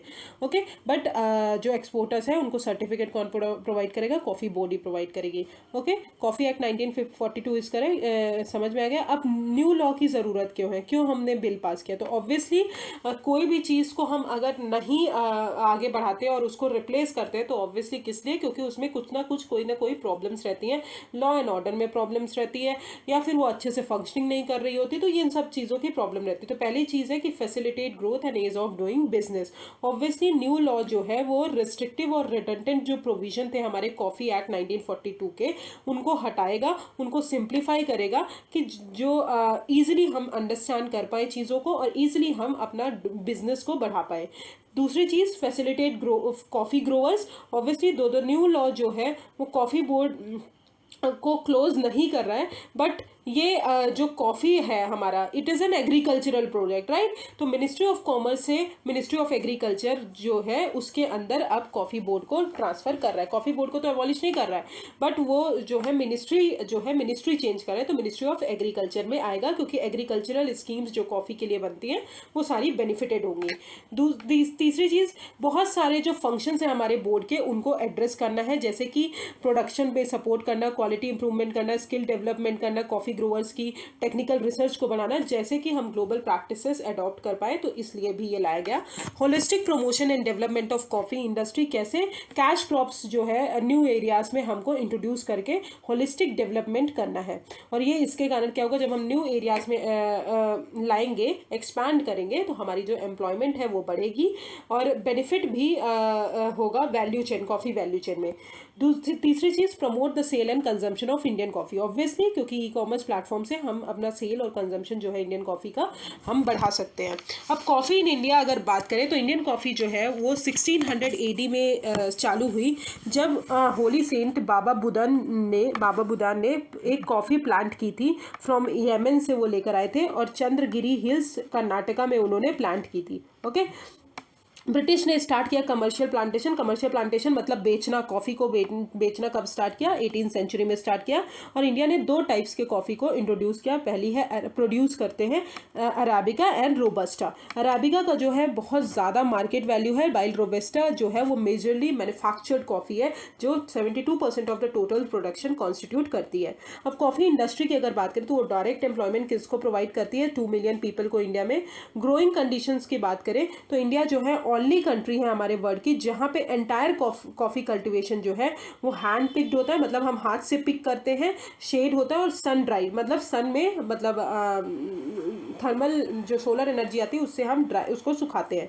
अब शेड ट्रीज जो होती हैं क्या करती हैं, वो सॉइल इरोजन को प्रिवेंट करती है, ठीक है, क्योंकि वो स्लोपिंग टेरेन में लगाई जाती है। तो सॉइल इरोजन कैसे प्रिवेंट होता है, क्योंकि वो स्लोपिंग टेरेन में लगाई जाएंगी तो जो भी सॉइल का वो है तो वो नेक्स्ट प्लांट को मिलता जाएगा, जो कि सॉइल को एनरिच करती हैं।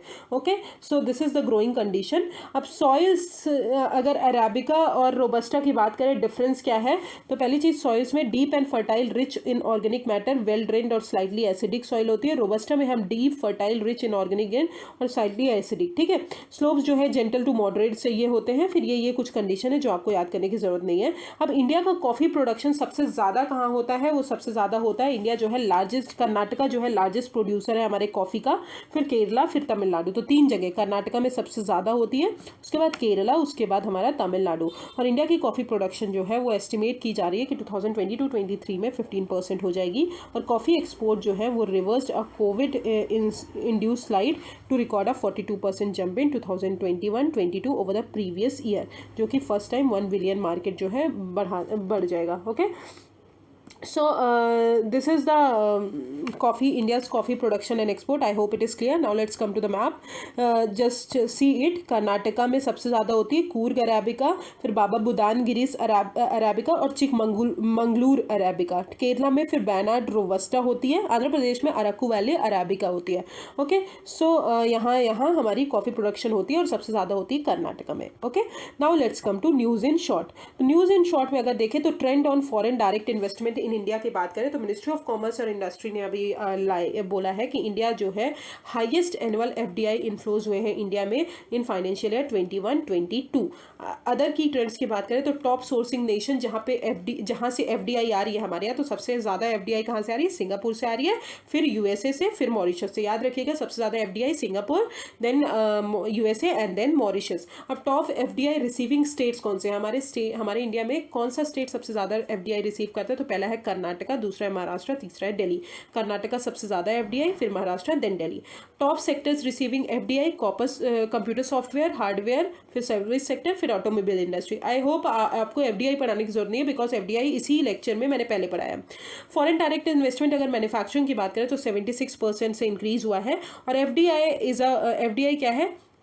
Foreign direct investment, purchase of an interest in a company by a company और an investor located outside its border. Obviously जो भी मान लीजिए मेरी कोई कंपनी है, कोई बाहर से हमारी कंपनी में इन्वेस्ट करने आ रहा है, तो हमारे कुछ इंटरेस्ट को परचेस कर रहा है, हमारे कुछ शेयर होल्डिंग को परचेस कर रहा है, तो that is called FDI. Okay, I hope it is clear. Now let's come to what is the significance.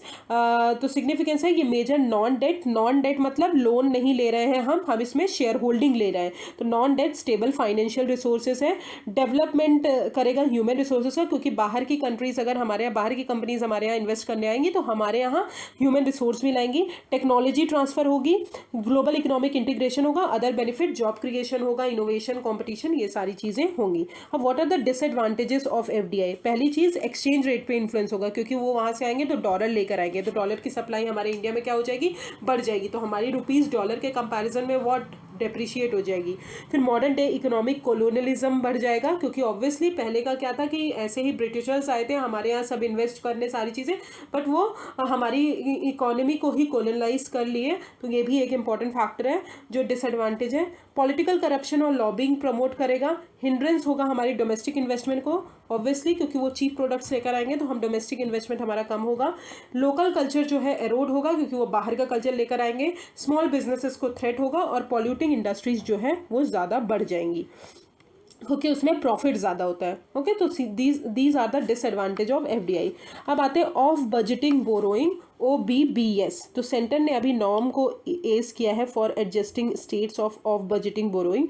Under new norms अगर बात करें तो सबसे पहले ऑफ बजटिंग बोरोइंग क्या होता है हम वो देख लेते हैं।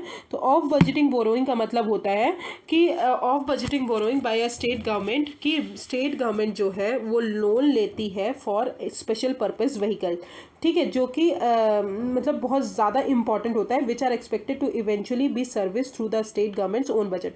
ऑफ बजटिंग जो हमारा बोरोइंग होता है वो स्टेट गवर्नमेंट लोन लेती है स्पेशल पर्पस व्हीकल के लिए, जो कि स्टेट के खुद के बजट में ऐड किया जाता है।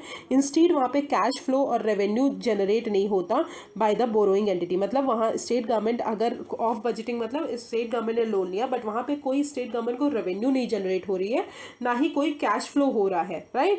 पर ये स्पेशल पर्पस व्हीकल के लिए उन्होंने लोन लेके उस चीज़ को लगाने के लिए वो यूज़ किया है।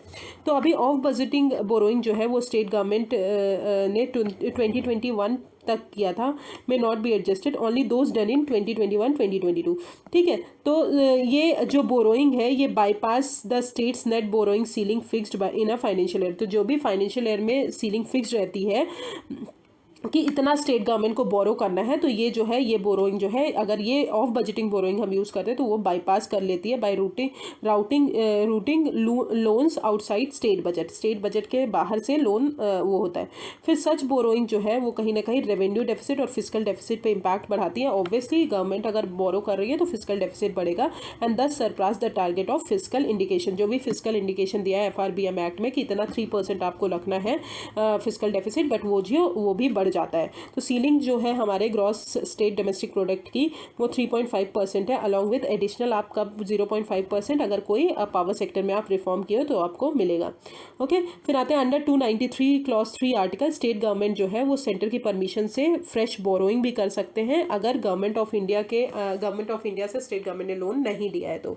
अब रीज़न क्या है ऑफ बोरोइंग के इतना इंक्रीज हो रहा है? Because of revenue growth, constraint revenue growth, मतलब रेवेन्यू ग्रोथ ज़्यादा नहीं हो पा रही है बिकॉज ऑफ पेंडेमिक, और ऑटोनोमस फिजिकल स्पेस जो है उसका एरोड हो रहा है बिकॉज ऑफ GST। अब आते हैं schemes to strengthen micro and small medium enterprises. तो PM ने पार्टिसिपेट किया है इन उद्यमी भारत प्रोग्राम और उन्होंने बहुत सारे इनिशिएटिव्स लॉन्च किए हैं MSME सेक्टर्स के लिए, micro small and medium enterprises के लिए। अब माइक्रो स्मॉल मीडियम एंटरप्राइज की अगर बात करें तो वो 30% ऑफ इंडियाज़ GDP को कंट्रीब्यूट करते हैं, 48% एक्सपोर्ट में कंट्रीब्यूट करते हैं और 45% मैन्युफैक्चरिंग आउटपुट पे करते हैं। ऑल्सो 3 इनिशिएटिव जो हैं वो रोल्ड आउट किए हैं मिनिस्ट्री ऑफ केमिकल और फर्टिलाइजर्स ने under the scheme of strengthening pharmaceutical industry. Initiative का एम यही है कि इंडिया के जो फार्मा MSME सेक्टर्स हैं वो उनको ग्लोबल सप्लाई चेन में जोड़ना है, उनको इंसेंटिवाइज करना है टू एक्वायर शेड्यूल M और गुड मैन्युफैक्चरिंग प्रैक्टिसेस सर्टिफिकेट जो है WHO प्रोवाइड करती है, तो वो उनको मिलना चाहिए। अब गुड मैन्युफैक्चर प्रैक्टिस सर्टिफिकेशन जो है ये स्टैंडर्ड है, वो WHO ने डिफाइन किया है कि आपके प्रोडक्ट जो है वो क्वालिटी स्टैंडर्ड मेंटेन कर रहे हैं तो उनको जो है ये सर्टिफिकेशन मिलता है। अब कुछ इनिशिएटिव, तो पहला है ramp scheme, raising and accelerating MSME performance. इसमें क्या है, जो हमारी MSME का कैपेसिटी और कवरेज है उनको एनहांस करना है, उनके इम्पैक्ट को एनहांस करना है, और ये आत्मनिर्भर भारत अभियान को कॉम्प्लीमेंट करेगी जहाँ पे इनोवेशन बढ़ाएगी, न्यू बिजनेसेस बढ़ेंगे, एनकरेज करेगी पूरा आइडिया जो भी MSME सेक्टर का है तो वो। फिर आते हैं capacity building of first time MSME exporter scheme. ये MSME सेक्टर को एनकरेज करेगी कि वो प्रोडक्ट और सर्विसेज जो है इंटरनेशनल स्टैंडर्ड वाले ऑफर करें और उनका पार्टिसिपेशन जो है इंडियन MSME का पार्टिसिपेशन जो है ग्लोबल वैल्यू चेन में बढ़ जाए। फिर आते हैं new features of the prime minister's employment generation gap. तो न्यू फीचर्स अगर बात करें, prime minister employment generation programme जो है ये एक स्कीम है जो लॉन्च की थी एम्प्लॉयमेंट जनरेशन के लिए। तो ये इसमें न्यू फीचर्स कुछ लाए गए। न्यू फीचर्स क्या है कि मैक्सिमम प्रोजेक्ट कॉस्ट जो है वो 50 लाख कर दिया है, पहले 25 लाख था, और मैन्युफैक्चरिंग सेक्टर के लिए, सर्विस सेक्टर के लिए 20 लाख कर दिया है। अब inclusion of applicants from aspirational district, जो भी एस्पिरेशनल डिस्ट्रिक्ट हमारे 115 एस्पिरेशनल डिस्ट्रिक्ट है उनका इंक्लूजन जो है करना है, और ट्रांसजेंडर्स का करना है special category applicant for availing higher subsidies, मतलब उनको हायर सब्सिडीज दी जाएंगी। फिर प्रधानमंत्री एम्प्लॉयमेंट जनरेशन प्रोग्राम जो है ये KVIC खादी विलेज इंडस्ट्री जो है वो नोडल एजेंसी है जो कि एम्प्लॉयमेंट अपॉर्चुनिटीज़ प्रोवाइड करेगी जो अनएम्प्लॉयड यूथ हैं उनके लिए माइक्रो एंटरप्राइजेस सेटअप करके इन नॉन फॉर्म सेक्टर। अब आते हैं schemes to strengthen MSME in pharmaceutical sector. Pharmaceutical technology upgradation assistance scheme, ये फैसिलिटेट करेगी फार्मास्यूटिकल MSME को कि वो ट्रैक रिकॉर्ड्स जो हैं उनको प्रूवन करें और अपग्रेड करें अपनी टेक्नोलॉजीज़। इसमें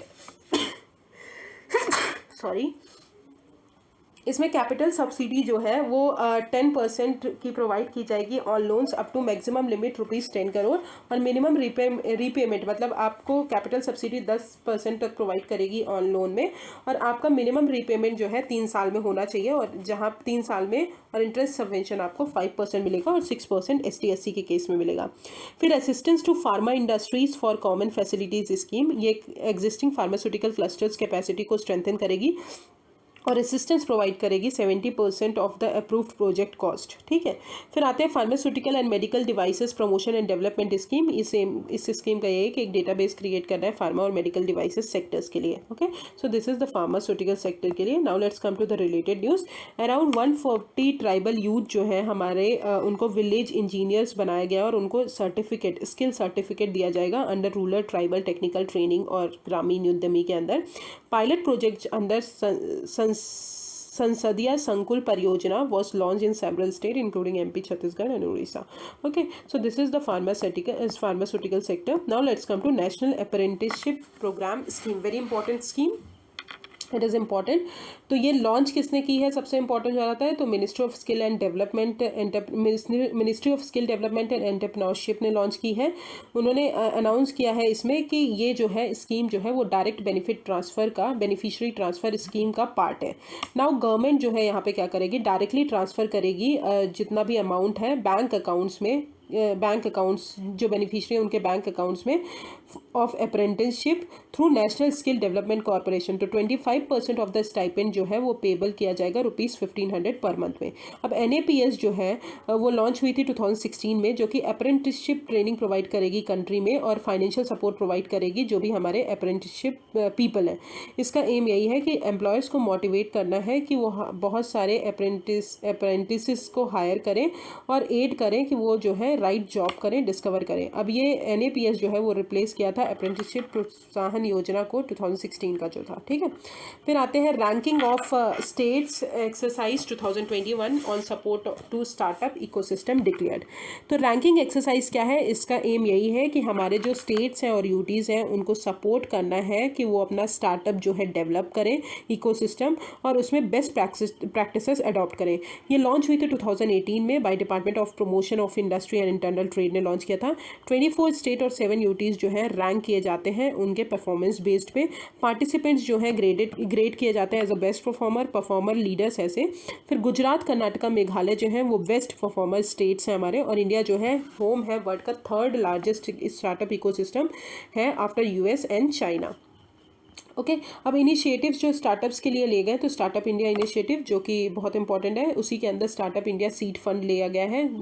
PT 365 पिछले साल में पढ़ाई थी मैंने. Startup accelerators of MEIT for product innovation development and growth which is Samriddhi scheme. Funds of fund launch किया है फॉर स्टार्टअप जिसका टोटल कॉर्पस है 10,000 करोड़. IPR बेनिफिट्स और टैक्स एग्जेम्पशंस भी प्रोवाइड किए गए हैं स्टार्टअप्स को. और नेशनल स्टार्टअप अवार्ड जो है जहाँ पे स्टार्टअप्स को अवार्ड दिया जाएगा फॉर आउटस्टैंडिंग ग्रोथ. अब आते हैं ग्लोबल फिंडेक्स डेटाबेस 2021. वर्ल्ड बैंक जो है ये रिलीज करती है इंडेक्स. तो इंडेक्स जो है बहुत इंपॉर्टेंट हो जाता है प्रीलिम्स के लिए. तो ग्लोबल फिंडेक्स डेटाबेस 2021 जो है वर्ल्ड बैंक लॉन्च करती है. ग्लोबल फिंडेक्स डेटाबेस जो है वो सर्वे क्या करती है कि कैसे हमारी पीपल जो है 123 इकोनॉमीज़ में 123 कंट्रीज़ में फॉर्मल और इनफॉर्मल फाइनेंशियल सर्विसेज यूज़ कर रहे हैं. मतलब कार्ड कौन यूज़ कर रहा है, कौन फॉर्मल कौन इनफॉर्मल सर्विसेज यूज़ कर रहा है, मोबाइल फ़ोन्स, इंटरनेट. ठीक है, तो इंडिया की स्पेसिफिक फाइंडिंग की अगर बात करें तो इंडिया जो है 7 कंट्रीज़ में से एक कंट्रीज़ है जहाँ पे half of the world population half the world 1.4 billion adults जो है वो फॉर्मल बैंकिंग सिस्टम फॉलो नहीं करते. आधार सिस्टम जो है बहुत ज़्यादा कंट्रीब्यूट किया कि फाइनेंशियल इंक्लूजन हो, बट उतना अच्छे से नहीं हुआ. इंटरनल फ्रॉड और लीकेज की बात करें फ्रॉम द पेंशन पेमेंट जो कि 47% ड्रॉप हुआ है. और distance to financial institution, lack of trust and lack of needs are the factors for bank account inactivity. अब what the recommendation for this. तो जेंडर गैप जो है मोबाइल एक्सेस में हमको एड्रेस करना है. फाइनेंशियल रेगुलेटर्स और सुपरवाइजरी एजेंसीज जो है उनको बेटर मॉनिटर करना है और क्लियर गाइडलाइंस हमको बनानी है फॉर फाइनेंशियल इंस्टीट्यूशन. अब what is financial inclusion. Obviously individual और बिजनेसेस जो है उनके पास अफोर्डेबल एक्सेसिबल हो फाइनेंशियल प्रोडक्ट्स और सर्विसेज. ठीक है, कि वो ट्रांसफ़र कर पाए और ये कहीं ना कहीं हमको पॉवर्टी को कम करने में हेल्प करेगा. अब आते हैं reserve bank of India digital payment index. तो डिजिटल पेमेंट इंडेक्स कौन रिलीज़ करता है, RBI रिलीज़ करती है. अब RBI ने इसमें क्या बताया है कि 5 ब्रॉड पैरामीटर्स पे ये रिलीज़ करती है. Payment enablers, payment infrastructure supply side factors, payment performance and consumer centricity. तो इसमें इंपॉर्टेंट यही है कि कौन रिलीज़ करता है, तो RBI रिलीज़ करती है. अब आते हैं 3rd edition of India's innovation index. तो 3rd इंडिया इनोवेशन इंडेक्स कौन रिलीज़ करता है, नीति आयोग प्रिपेयर करती है. याद रखिएगा कौन इंडिया इनोवेशन, एक ग्लोबल इनोवेशन इंडेक्स भी होता है, वो कौन प्रिपेयर करता है आप प्लीज़ कमेंट सेक्शन सेक्शन में बताइएगा। बट इंडिया इनोवेशन इंडेक्स की अगर बात करें तो 3rd एडिशन अभी रिलीज हुआ है, इसको नीति आयोग प्रिपेयर करती है और ये कॉम्प्रिहेंसिव टूल है जो स्टेट और यूटी को रैंक करती है based on their innovation performance. की हाईलाइट्स की अगर बात करें तो कर्नाटका जो है मेजर स्टेट में टॉप किया है, मणिपुर नॉर्थ ईस्टर्न स्टेट में, चंडीगढ़ यूटी में। ठीक है, R&D इन्वेस्टमेंट इन कंट्री में अगर बात करें हमारी कंट्री में वो डिक्लाइन हुआ है। करंट एडिशन जो है वहाँ पे 7 पिलर्स यूज़ किए गए हैं, 5 एनेबलर पिलर्स हैं और 2 परफॉर्मेंस पिलर्स हैं। ठीक है, और इंडिया का जो रैंक है ग्लोबल इनोवेशन इंडेक्स में वो 46 रैंक है, जो कि कौन रिलीज करती है, वीपो रिलीज करती है, world intellectual property index. Okay, now let's come to significance. What is the significance of this? तो पॉलिसी जो पॉलिसी मेकर्स हैं और अदर की स्टेक होल्डर्स हैं उनको एक कॉम्प्रिहेंसिव असेसमेंट प्रोवाइड करती है कि हम कैसे इनोवेशन बढ़ा सकते हैं इंडिया में, और चैलेंजेस जो है हमारे इस सेक्टर में उसको आइडेंटिफाई करने में हमको हेल्प करती है। अब आते हैं टेक्निकल रिसेशन। तो नॉर्मली रिसेशन तो आपको पता होगा, रिसेशन मतलब 2 कॉन्जिक्यूटिव क्वार्टर में अगर हमारा जीडीपी डिक्लाइन हुआ हो तो हम उसको रिसेशन बोलते हैं। तो यूएस ने अभी एक्सपेक्ट किया है कि वो टेक्निकल रिसेशन को अवॉइड करेंगे। टेक्निकल रिसेशन जो है एक टर्म है जो कि ये डिस्क्राइब करता है कि 2 कॉन्जिक्यूटिव क्वार्टर्स में हमारा जो आउटपुट है वो डिक्लाइन हुआ है। In case of national economy बात करें, it is usually back to back contraction in real GDP, जो कि मैंने बताया। ये जो है मोस्ट ऑफन ये क्यों होता है? Because of on off event, because of pandemic हुआ, फिर पेंडेमिक के कारण लॉकडाउन हुआ, फिर से हमारी इकोनॉमी चली, हमने लॉकडाउन खोला, फिर लॉकडाउन किया, फिर ऐसा हुआ। तो ये जो है जनरली शॉर्टर ड्यूरेशन के लिए होता है। It mainly use to capture trend in GDP, while recession जो है वो more broad based decline in economic activity. Okay, तो this is called technical recession. Now let's come to windfall tax. तो centre ने अभी विंडफॉल टैक्स जो है crude producers और स्क्रैप पेट्रोल्स में एक्सपोर्ट में लेवी किया है, मतलब लगाया है। तो विंडफॉल टैक्स क्या होता है? और वन ऑफ टैक्स होता है जो कि गवर्नमेंट इम्पोज करती है किसी कंपनी पर। विंडफॉल टैक्स क्या होता है? वन ऑफ टैक्स होता है जो कि गवर्नमेंट इम्पोज करती है किसी कंपनी पर। ये लेवी किया जाता है अगर आपको बहुत अनएक्सपेक्टेड और अनएक्सपेक्टेडली आपको प्रॉफिट हुआ। मान लीजिए आपके कंपनी का प्रॉफिट अगर एक लिमिट में हुआ तो आपको ठीक है, आपके ऊपर विंडफॉल टैक्स नहीं लगेगा। बट अनएक्सपेक्टेड प्रॉफिट हुआ, बहुत ज़्यादा प्रॉफिट हो गया हो, अनफेयरली आपने वो प्रॉफिट जनरेट किया हो, तो उसको हम विंडफॉल टैक्स हम उसमें लगाते हैं। इट इज़ लेवी, ये किस पे लगती है? सिर्फ पब्लिक इंटरेस्ट पे लगती है। It is only levied in public interest. और ये अनाउंस किया गया है कि जो भी डोमेस्टिक ऑयल प्राइजेस हैं वो बहुत ज़्यादा राइज हो रहे हैं, इसलिए अनाउंस किया गया है to meet domestic need for the petrol. तो विंडफॉल टैक्स क्या होता है? वन ऑफ टैक्स होता है जो कि गवर्नमेंट इम्पोज करती है किसी कंपनी पर, और ये लेवी होता है जब हम अनफ्रोजन अनएक्सपेक्टेड प्रॉफिट गेन कर लेते हैं उस पे। और ये सिर्फ किस पे लगता है? और पब्लिक इंटरेस्ट पे लगता है, only levied in public interest. अब आते हैं landlord port model. Very important, आपने हाइब्रिड एन्युटी मॉडल पढ़ा होगा, बॉट टोल पढ़ा होगा, बॉट एन्युटी मॉडल पढ़ा होगा, ठीक है, ईपीसी मॉडल पढ़ा होगा जो कि रोड डेवलपमेंट के लिए है।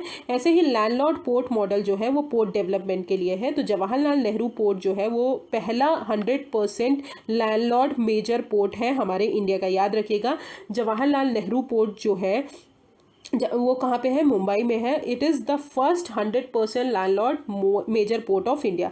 अब लैंडलॉर्ड मेजर पोर्ट जो है वो कैसे होता है? ये categorised by its mixed private public participation होता है, मतलब प्राइवेट पब्लिक ओरिएंटेशन के द्वारा बनाया जाता है। अंडर दिस में क्या करेंगे? जो पोर्ट अथॉरिटी है, जो पोर्ट अथॉरिटी है वो रेगुलेटरी बॉडी की तरह एक्ट करेगी, और एंड एज लैंडलॉर्ड, ठीक है, लैंडलॉर्ड की तरह। जो गवर्नमेंट बॉडी है वो गवर्नमेंट बॉडी, मान लीजिए जो पोर्ट को ऑपरेट कर रही है वो रेगुलेटरी बॉडी की तरह वर्क करेगी और लैंडलॉर्ड की तरह। वाइल पोर्ट ऑपरेशन जो है स्पेशली कार्गो हैंडलिंग वगैरह हो गए वो प्राइवेट कंपनीज करेंगी, ठीक है। इसलिए तो लैंडलॉर्ड कौन होगी? हमारी गवर्नमेंट हो गई, दैट इज पब्लिक, जो पोर्ट अथॉरिटी हो गई, और पोर्ट का ऑपरेशन जो है वो हमारी प्राइवेट कंपनीज करेंगी। तो इसका एम यही है कि डिसेंट्रलाइज डिसीजन मेकिंग हमको करनी है और हमारा जो प्रोफेशनलिज्म है गवर्नेंस में उसको इम्प्रूव करना है। अब आते हैं जवाहरलाल नेहरू पोर्ट की अगर बात करें तो ये नवी मुंबई में है, महाराष्ट्र में, जो कि 1989 में बनाई गई थी। और ये कंटेनर हैंडलिंग पोर्ट है जो कि around 50% of the total containerised cargo volume को कंटेन करती है। अब पोर्ट्स जो है इंडिया में वो 2 टाइप से क्लासिफाइड है, major port and minor port. Major port जो है यूनियन गवर्नमेंट के अंदर आती है, माइनर पोर्ट जो है स्टेट गवर्नमेंट के अंदर आती है, ठीक है। तो अदर पोर्ट के मॉडल कौन से हैं? लैंडलॉर्ड पोर्ट मॉडल तो हमने पढ़ लिया। अब सर्विस पोर्ट मॉडल भी होता है, टूल पोर्ट मॉडल भी होता है, कॉर्पोरेटाइज्ड पोर्ट्स भी होते हैं। सर्विस पोर्ट्स मॉडल की अगर बात करें, इस पोर्ट की अथॉरिटी पोर्ट अथॉरिटी जो रहती है वो लैंड को ओन करती है, मतलब वो लैंड खरीदती है, और सारे जो अवेलेबल एसेट्स रहते हैं वो फिक्स्ड रहते हैं और मोबाइल रहते हैं, और सारे रेगुलेटरी और पोर्ट फंक्शन जो है वो हमारी पोर्ट अथॉरिटी फॉलो करती है। पोर्ट ट्रस्ट जो है वो लैंडलॉर्ड भी होती है और कार्गो टर्मिनल ऑपरेटर भी होती है। तो सर्विस पोर्ट मॉडल में पोर्ट अथॉरिटी सारी चीज़ें करती है। अब टूल पोर्ट मॉडल की अगर बात करें तो पोर्ट अथॉरिटी जो है वो ओन करेगी, डेवलप करेगी और मेंटेन करेगी हमारे पोर्ट के इंफ्रास्ट्रक्चर को, as well as superstructure including cargo handling equipment, ये सारी चीज़ें पोर्ट अथॉरिटी करेगी। फिर कॉर्पोरेटाइज्ड पोर्ट की बात करें तो पोर्ट जो है एंटायरली प्राइवेटाइज्ड हो जाएगी, एक्सेप्ट ऑनरशिप। ऑनरशिप जो है हमारी पोर्ट अथॉरिटी के पास रहेगी, बट बाकी चीज़ें जो है सारी कॉर्पोरेटाइज्ड हो जाएंगी। अब मेजर पोर्ट्स ऑफ इंडिया की अगर बात करें तो सबसे इंपॉर्टेंट है कांडला पोर्ट, फिर आते हैं मुंबई पोर्ट, फिर JNPT, फिर मर्मगांव गोवा में है, न्यू मैंगलोर पोर्ट, कोचिन, फिर टूटिकोरिन, चेन्नई, एन्नोर, विशाखापट्टनम, पारादीप एंड कोलकाता। तो दीज आर द 13 पोर्ट्स जो मेजर पोर्ट्स ऑफ इंडिया है हमारे। अब आते हैं panel for minimum support price, natural farming and crop diversification. तो कमिटी अभी सेटअप की गई है under former union agriculture secretary Sanjay Agrawal, कि वो गवर्नमेंट की कमिटमेंट जो है कि फार्म लॉस जो 8 मंथ्स पुराने हैं उनको रिपील करना है। ऑब्जेक्टिव क्या है इस कमेटी की, तो MSP जो है वो ज़्यादा ट्रांसपेरेंट और इफेक्टिव बनाना है, जीरो बजट नेचुरल फार्मिंग को प्रमोट करना है और क्रॉप डाइवर्सिफिकेशन को प्रमोट करना है। अब MSP है क्या, तो ये हर क्रॉप सीजन स्टार्ट होने से पहले या फिर स्टार्ट हो जाता है तो यूनियन गवर्नमेंट जो है किसके रिकमेंडेशन में, CACP की रिकमेंडेशन में MSP अनाउंस करती है 23 क्रॉप्स के लिए। अब MSP वो प्राइस है जहाँ पे गवर्नमेंट जो है फार्मर से क्रॉप को बाई करती है इफ़ द मार्केट प्राइस जो है वो कम हो जाए। ठीक है, मार्केट प्राइस अगर बहुत कम हो जाते हैं तो फार्मर्स जो है वो हमारी गवर्नमेंट जो है MSP पे बाई करती है। अब प्रेजेंट चैलेंजेस क्या है MSP पे, हाईली स्क्यूड है बिकॉज पैडी और वीट के लिए ज़्यादा अनाउंस किया जाता है, लिमिटेड नंबर ऑफ फार्मर्स को बेनिफिट करता है। ठीक है, अगर हम डेटा बताएं तो 2.2% ऑफ द फार्मर्स, बेनिफिट जो है स्प्रेड है अनइवनली अक्रॉस द कंट्री, और डिले होता है प्रोक्योरमेंट सेंटर्स में, और करंट MSP जो है उसका कोई रिलेशन नहीं है अगर डोमेस्टिक प्राइसेस में जो भी डोमेस्टिक मार्केट में क्या प्राइसेस हैं। अब क्रॉप्स जो कवर्ड हैं तो 7 types of cereals, 4 commercial crops, 7 oil seeds and 5 types of pulses. Now let's come to 11th agriculture census 2021-22।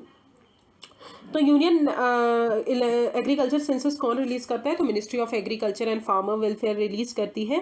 Indian agriculture जो है वो 1970-71 से कंडक्ट किया जा रहा है with state and union government as a programme of world census agriculture, जो कि FAO रिलीज करती है। ये हर 5 साल में कंडक्ट की जाती है। ओके, कितने, हर 5 साल में।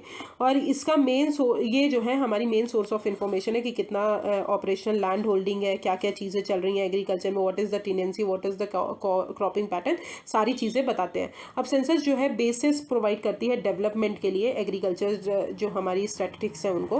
ड्यूरिंग द 11th सेंसस अगर बात करें, for the first time data collection जो है वो स्मार्टफोन और टैबलेट्स से किया गया है, और ये फास्टर और एक्यूरेट एन्यूमरेट किया डेटा हमको प्रोवाइड किए। अकॉर्डिंग टू 10th सेंसस अगर बात करें तो स्मॉल और मार्जिनल फार्मर्स जो हैं वो 86.2% of all the farmers, but owned just 47.3%। तो मतलब इतने ज़्यादा हैं, बट लैंड जो क्रॉप एरिया जो होल्ड करते हैं वो 47.3%। लैंड होल्डिंग जो है इनइक्विटेबली डिस्ट्रीब्यूटेड है। अब अगर बात करें world census of agriculture report which is released by FAO, तो ये जो है हर 10 साल में रिलीज़ होती है। हमारी जो एग्रीकल्चर सेंसस है वो 5 साल में रिलीज़ होती है, but world census of agriculture हर 10 साल में रिलीज़ होती है। ऑब्वियसली ये क्या बताएगी, द कॉन्सेप्ट ऑफ एग्रीकल्चर की operational holding in India differs in to some extent of that FAO as it does not include those holding. तो FAO जो है होल्डिंग्स को इंक्लूड नहीं करते, बट हमारे यहाँ होल्डिंग्स भी इंक्लूड होती हैं। अब आते हैं मैन्योर मैनेजमेंट। तो ministry of fisheries, animal husbandry और डेयरिंग जो है अभी उन्होंने रिसेंटली लॉन्च किया है national dairy development board subsidiary for manure management. अब ये जो है नेशनल डेयरी डेवलपमेंट बोर्ड जो है ये होली ओन्ड सब्सिडरी कंपनी है ऑफ NDDB, ठीक है, मृदा NDDB, जो कि मैन्योर मैनेजमेंट इनिशिएटिव्स के लिए वर्क करेगी। ये इस्टेब्लिश हुई थी as an unlisted public limited company under the companies act 2013, और ये सेटअप करेगी मैन्योर का value chain, biogas based CNG और energy generation for dairy plants. अब मैन्योर मैनेजमेंट क्या होता है? मैन्योर मैनेजमेंट वो प्रोसेस होता है जहाँ पे हम एनिमल का एक्सक्रीशन का कैप्चर करते हैं, उसको स्टोर करते हैं, उसको ट्रीट करते हैं और फिर उसको यूज़ करते हैं। अब मैन्योर जो है कॉस्ट एफिशिएंट होता है, वैल्यूएबल फर्टिलाइजर्स होता है और उसमें बहुत ज़्यादा न्यूट्रिएंट्स होते हैं। एफिशिएंट मैन्योर मैनेजमेंट जो है वो कहीं ना कहीं हमारी प्रोडक्टिविटी बढ़ाएगा, इकोनॉमिक लाइफ ऑफ साइकिल बनाएगा मिल्क एनिमल्स की बियॉन्ड मिल्किंग। ठीक है, अब इनिशिएटिव्स का पोटेंशियल है कि वो बायोगैस इक्विवेलेंट कितना जनरेट करेंगे, 50% of the India's present LPG consumption. ठीक है, एनडीडीबी क्या होता है? ये इनिशियली रजिस्टर्ड है सोसाइटी के अंडर सोसाइटीज एक्ट 1960 और ये मर्ज किया गया था with erstwhile Indian dairy development corporation by the act of parliament. और एनडीडीबी जो है रजिस्टर्ड है as a trademark named Shuddhan to provide common identity to dung waste based organic fertilisers. Okay, so this is the manure management. Now let's come to millets, very important. NITI Aayog और world food programme ने अभी launch किया है एक initiative, mapping and exchange of good practices initiative, millets को main stream लाने के लिए इन एशिया एंड अफ्रीका।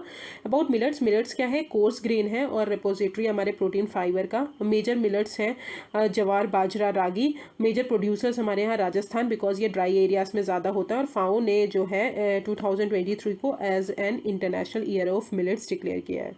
अब आते हैं ओपीएम मार्केट। ओपीएम मार्केट अगर बात करें तो for the first time central government ने अलाउ किया है private company Bajaj health care को कि वो जो है पॉपी स्ट्रॉ एल्कलॉइड्स जो है उनको मैन्युफैक्चर कर सकते हैं और एक्टिव फार्मास्यूटिकल इंग्रेडिएंट्स जो है मैन्युफैक्चर कर सकते हैं फ्रॉम अनलेंस्ड पॉपी कैप्सूल्स।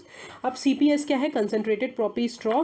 ये एक मैकेनाइज्ड सिस्टम है जहाँ पे एंटायर हार्वेस्ट जो है, पूरा जो आप लगाते हो, हार्वेस्ट करते हो, उसको मशीन से कट करते हो और फिर उसको फैक्ट्रीज तक ट्रांसफर करते हो एल्कलॉइड को एक्सट्रैक्ट करने के लिए, और जितना भी डाइवर्जन है लीगली प्रोड्यूस्ड ओपीएम का उसको एलिमिनेट करते हो। सिग्निफिकेंस अगर बात करें तो ये डोमेस्टिक प्रोडक्शन जो है एल्कलॉइड्स का वो बढ़ाएगा, मॉडर्न टेक्नोलॉजी को हमारे यहाँ लाएगा, रिड्यूस करेगा इंपोर्ट्स हमारे ओपीएम का और ऑफसेट करेगा declining area under cultivation of Poppy in India.